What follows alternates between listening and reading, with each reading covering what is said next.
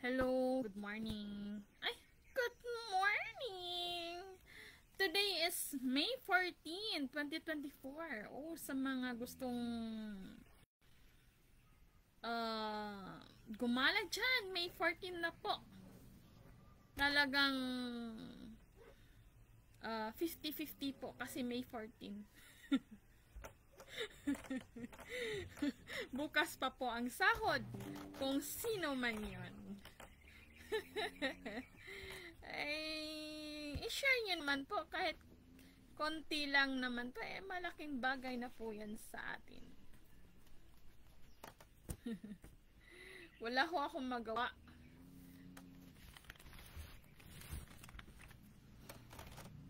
Ay! Yan! Nakita ko.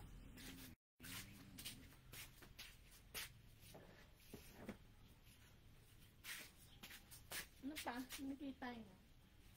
Hayaan nyo yan.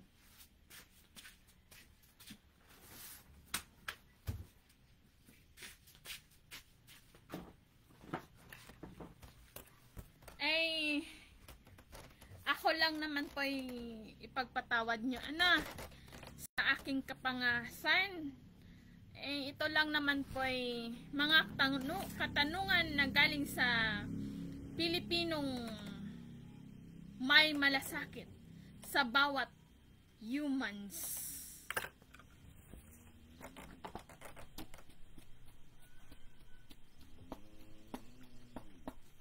Usually kasi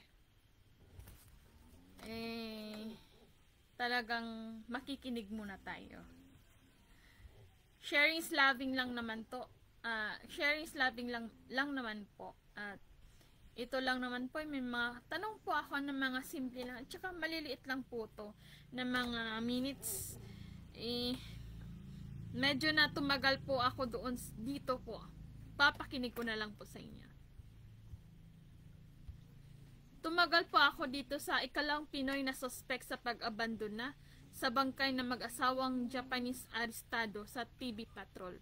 Panibagong suspect po. So, makinig po tayo kay Madam kalimutan ko yan. Tagal-tagal ko na kasing dinanood ng ABS-CBN ng mga ano nila Si Madam Maganda po. Ay Madam Karen Davila. Hello po, Madam. I hope naman po na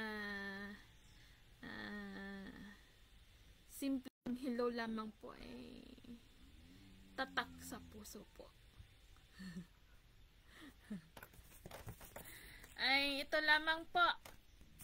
Sige ho, makinig ho tayo. At kung ano po yung tinatawag at kung ano po yung mga simpleng pagkakaunawa ko ay sana naman po tanggapin nyo man o hindi. Ito lang naman po lahat po ng mga mamamayan dito sa Pilipinas nakikialam po, may pakialam po when it comes sa ikakabuti ng bawat isa sa atin. Kung may pagkasalaman po ako na nakialam po ako, ay huwag nyo na pong ipaalam po dito. Tanggalin nyo na po sa YouTube at huwag nyo pong ibalita. Pasensya po ha, niloloko ko lang. Dr. X po tayo sa Japan po. Yun po yung mga napaka-komplikadong operasyon na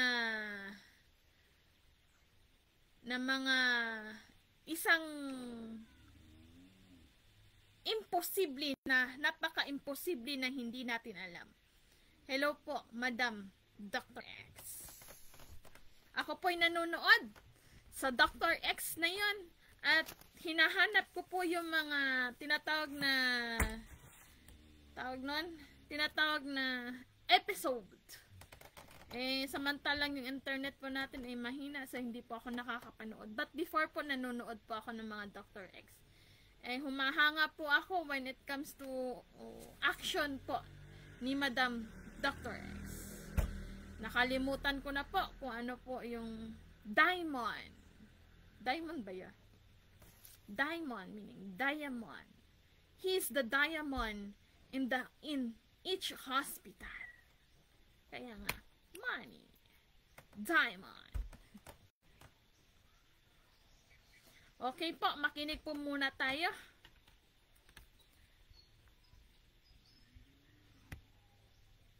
Ito po. Pagpasensyahan nyo ho. Makikinig kayo at makikinig din ho ako dito. Halangan naman kayo lang makinig, ano? Sige ha. Panibagong suspect po. Sa pang Pinoy, kaugnay ng kaso ng mag-asawang natagpuan wala na buhay sa Tokyo, Japan. Kinumpirma ng Department of Foreign Affairs na hinuli ng Japanese police ang isang lalaking Pilipino na nakita umano malapit sa bahay ng pinaslang na mag-asawa. Nauna nang inaresto ang Pinay na si Hazel Ann Morales dahil sa pag-abandona sa mga bangkay ng mag-asawang Hapones. Sinasabing kasintahan ng anak ng mga biktima si Morales. Nakita umano siya sa bahay ng mga biktima na may itinatapong duguang gamit.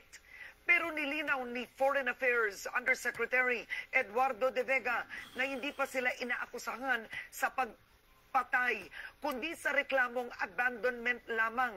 Patuloy pa ang pangangalap ng impormasyon ng DFA sa katauhan ng ikalawang Pinoy na suspect. Hindi po siya inaakusahan na pumatay. Ang accusation natin sa kanya ay may tinatawag sa Japanese law abandonment, meaning pag ikaw ay may nakitang patay o bangkay o patay na tao tapos iniwanan mo lang na hindi mo nireport sa police, pwede kang kasuhan ng abandonment kasi maaaring kasabwat ka sa pagkapatay. Tuloy-tuloy po ang ating pagpapatrol sa bayan.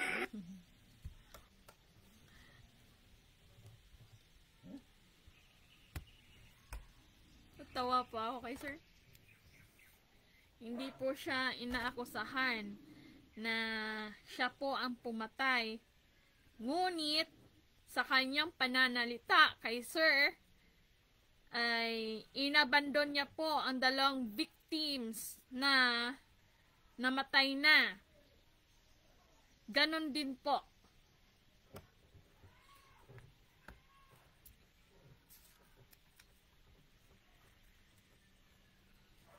So,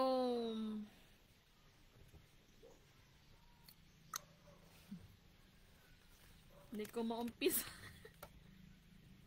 Hindi ko maumpisahan. Sige po. Ito lamang po sa isang session na to, sa isang balita. Ito lang naman po yung nasa isip ko.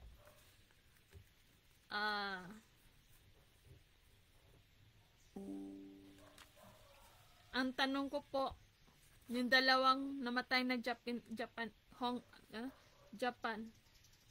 tawag nun? Basta Japanese, sabi yan, tawag nun. Nawala na rin po ako sa ano. Ano po ang relasyon nila? Mag-asawa ba? At sino po yung anak na according po sa witness ay meron pa siyang anak na karelasyon po ni Mr. Filipino man na si Morales.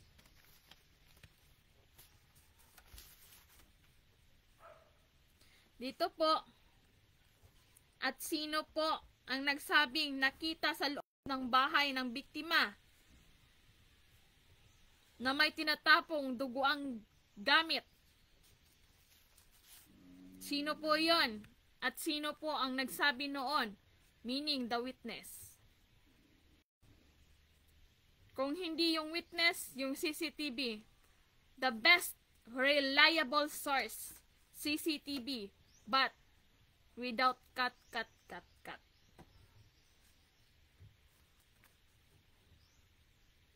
Sino po yung anak ng dalawang biktima? Nakarelasyon. Ang sabi nila, karelasyon ni Mr. Filipinong lalaki. Unang arrested po, Pinay, si Miss Hazel Ann Ayanis. Siya po yung nag-abandon sa dalawang victims. Ano bang tawag doon? Biktima. Patay na po. Katawan ng biktima. Ngayon po, ang tanong ko po. Bakit po? Bakit po iniwan ni Madam ang dalawang biktima? Wala po bang CCTV footage sa loob ng bahay? Ang tanong ko rin po, yung dalawang Hapones, Madam at si Sir na Japanese, meron po bang sakit?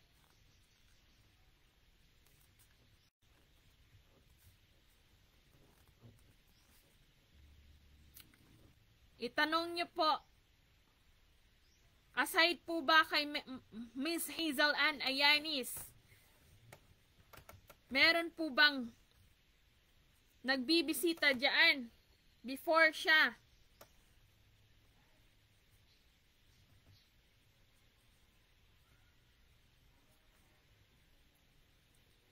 Main reason po,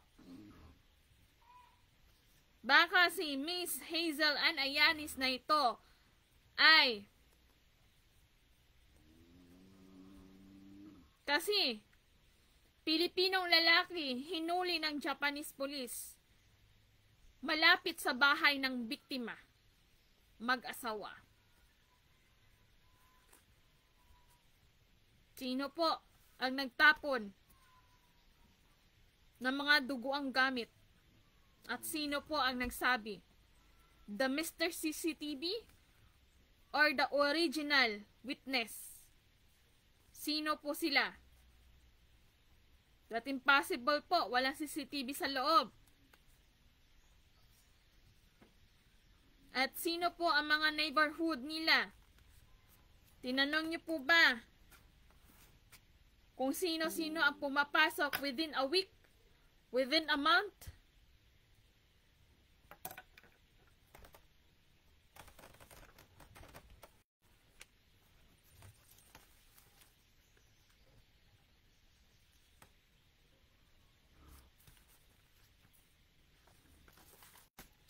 Ang gusto ko lang sana, request lang po from the Filipino, Miss Russell Padama Dayag, should be two lawyer. The Filipino here and the Filipino in Japan. Bakit po? Kung ano po ang report ng Filipino na attorney sa Japan, i-report din po sa Filipino na nandito. Para ma-realize po at i-analyze kung ano man ang report niya at makagawa ng investigation na sarili niya para mag-usap, makipag-communicate yung dalawang abogado. It's because Filipino po to. Yung talagang analyze ay talagang makakabuo po tayo ng solusyon. At paano po at ano po ang nangyari po talaga. Solusyon at kung bakit po inabandona ni Miss Hazel Ann Ayanis ang dalawang biktimang to.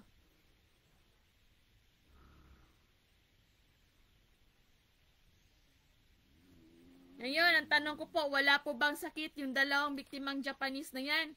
Na sila Madam, Sir? Na si Madam at Sir? Nakita ng sino?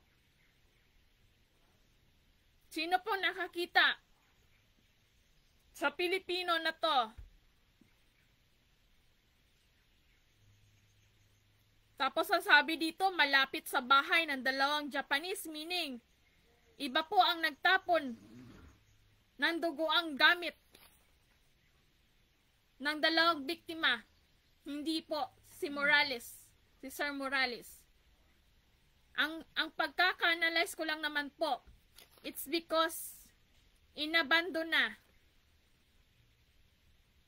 Pwedeng tumawag pwedeng si Madam Hazel tumawag sa Pilipinong to. Kaya umaaligid-aligid na hindi ko alam.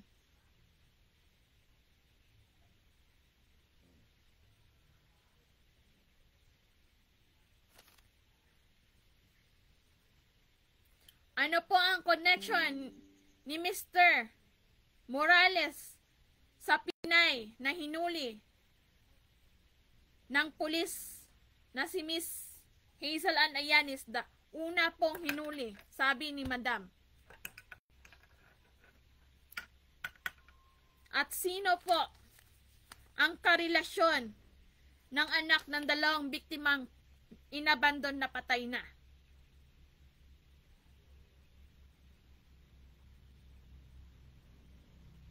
Yun lamang po. Isang ano lang po kasi. At alam niyo ba, magkarelasyon eh. Who is the couple? Sinong anak yon? At sino yung karelasyon? At bakit nagkaganon? Nagkaroon ng problema ang kamay?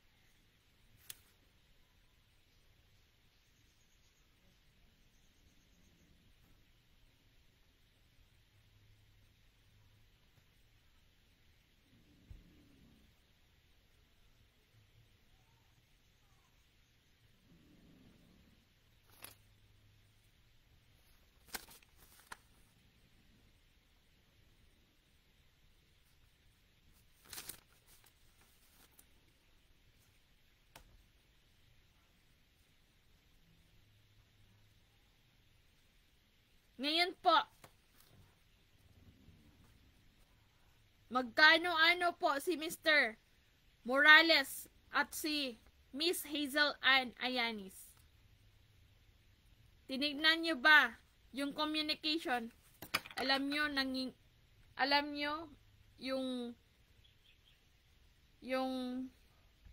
yung sarili ko po, talagang tumatayo po yung balahibo ko. From up to down, but it's good po, hindi po tumayo yung pubic hair ko.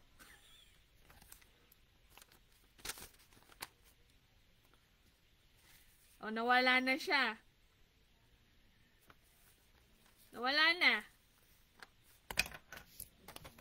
Tanggalin lang natin. Kasi tumayo yung balahibo ko from down to up. Kaya, niloko ko lang. Kaya, nung sinabi kong ganon, biglang nag-relax po siya. Nawala po yung tindig ng balahibo ko.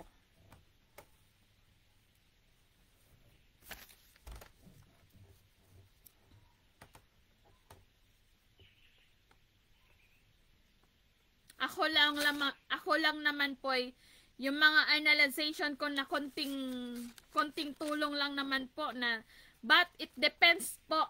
It depends all of you how you understand the investigation you have. Ito lang naman po ay pandagdag sa mga investigasyon na meron po kayo.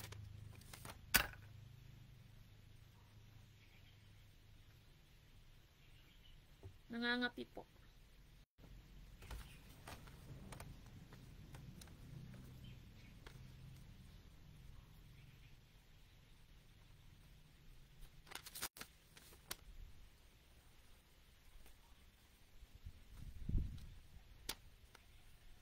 Kasintahan ng anak ng biktima, sino? Sinong nakakita na malapit nag-aali-aligid sa bahay ng dalawang biktima na inabandon ang katawan? Ilang days na pong inabandon yan. Ano pong meron sa bahay? Hindi po ba nalalaman yan kung ilang days?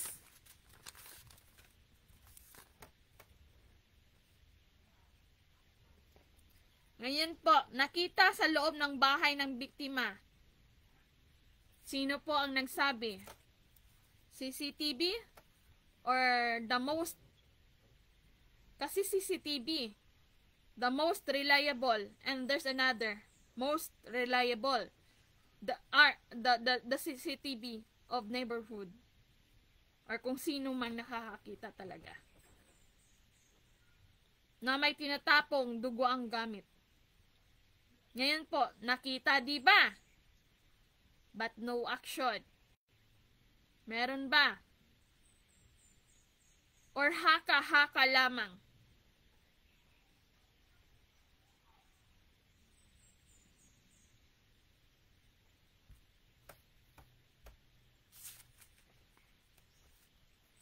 First arrested Pinay. Pagka-aresto ba? Nagkaroon ba agad ng report to? Connection ng ating gobyerno diyan sa Japan. Ilang days na yan, ilang months na yan.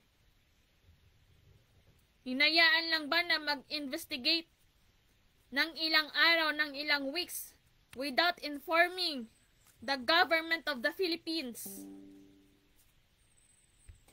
Sino bang included sa government of the Philippines to fight the human rights of those Filipinos in Japan?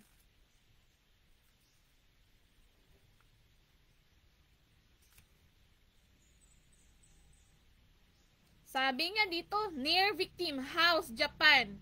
Japanese, mag-asawa. Sino po ang nagsabi noon?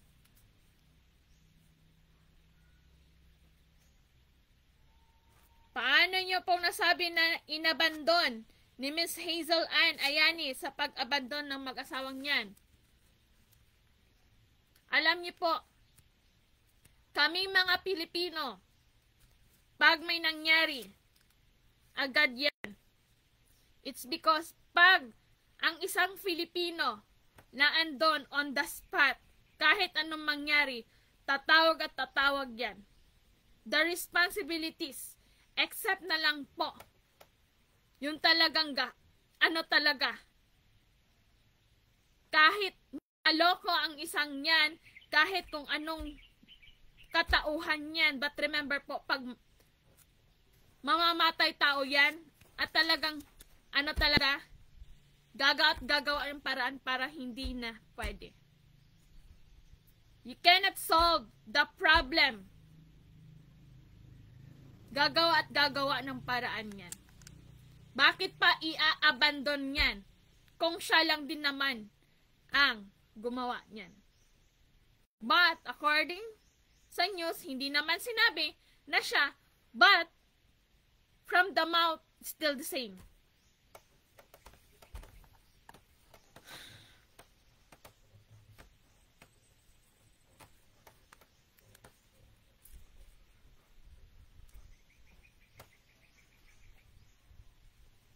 Yung hangin masarap.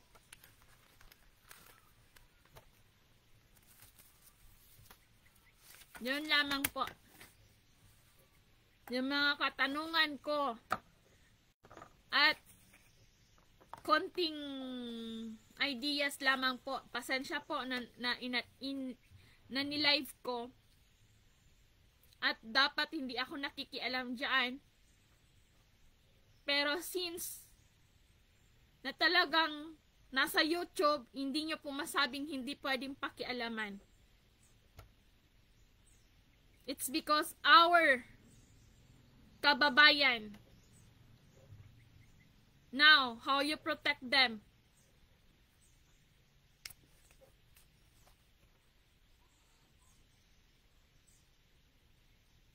Wala na. Kunti na lang.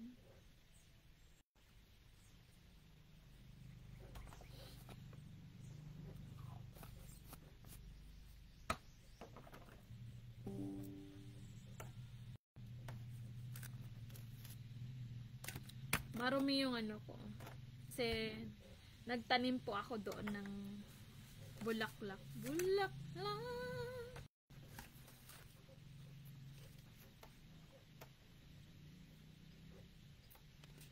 Kaya kung Kung di nyo po masolve, tawagan nyo po si Dr. X the Diamond. Salamat po. Thank you po sa lahat-lahat. Tignan ko pa mo muna. Hindi ko po to anuhin. Kasi yun po yung nakita ko dyan at sarili ko pong opinion yan at sarili ko pong pagkakaunawa na meron dyan sa kasong yan. Gusto ko sana lahatin po. Ngunit nakaka-consume po ako ng pagkakaunawa ko ng 1 oras. 1 oras nga. Tignan nyo po. Yan lang po mga sulat ko. For the second time po, sinulat ko. Yung kay Camilon po na case, talagang sinulat ko yun. Third time po, kay Miss Camilon na case na beauty queen, talagang sinulat ko po. At kay Tayabas po, sinulat ko rin po. Kaya I hope na hanapin niyo po kung ano po yung mga case na nandyan. And I hope po hindi po na-delete. It's because po, for example, 30 videos na meron ako, nagle-less po siya. Kaya I hope naman po yung mga importante, huwag niyo pong tanggalin. Salamat po sa lahat-lahat. God bless po. I hope yung justice